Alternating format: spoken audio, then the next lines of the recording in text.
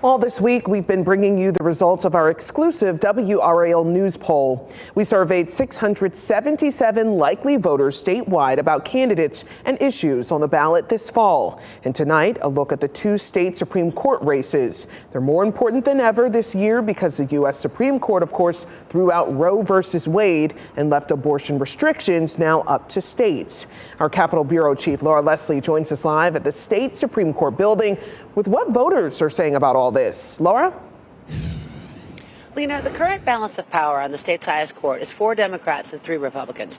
2 of those Democrats' seats are currently up for election. If Republicans win even one of those, they can take the majority, and that would likely make it easier for Republican lawmakers to pass new additional restrictions on abortion.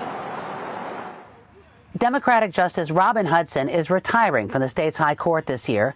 Running to replace her are 2 current Court of Appeals judges, Democrat Lucy Inman and Republican Richard Dietz.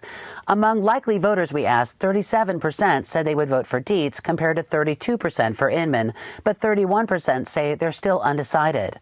For the other high court seat, incumbent Democrat Sam Ervin is facing Republican challenger Trey Allen.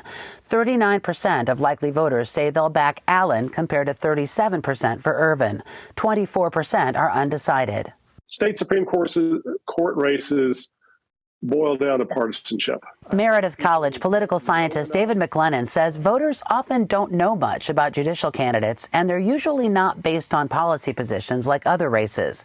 And Republicans in North Carolina tend to have better turnout for midterms. Unless Democrats really ramp up their mobilization efforts, poll results look pretty solid for the Republicans running for the state Supreme Court. Ironically, a plurality of voters told us they think judicial races should not be partisan. 41%, led by unaffiliated voters, said the candidates should not have party labels. Only a third, led by Republicans, said they should have party labels. 26% weren't sure. We also asked likely voters whether they trust the state Supreme Court's decisions to be fair. 50% said yes, compared to just 19% who said no. 31% weren't sure.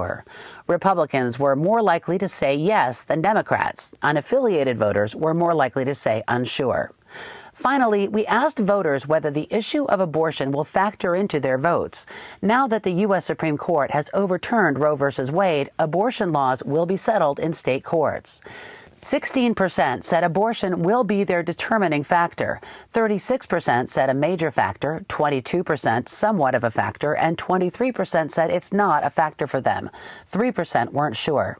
Women voters and Democrats were more likely to prioritize the issue than men or Republicans, but it also ranked high with a majority of unaffiliateds. McLennan says it could swing some of the many undecided voters. I think those abortion numbers are going to stay pretty solid, and for late deciding voters, they might wake up and say, you know, I just can't see giving up the right for women to choose. Now, we also asked voters their opinions about the overturning of Roe versus Wade and potential new national or state abortion restrictions. We'll bring you what they said tomorrow night at 6 o'clock. Back to you, Lena. And Laura, just want to remind voters, we did talk to all 4 Supreme Court candidates, so you can watch that on the record on WRAL.com and hear what they have to say about their judicial philosophy. Laura Leslie reporting live for us. Thanks so much.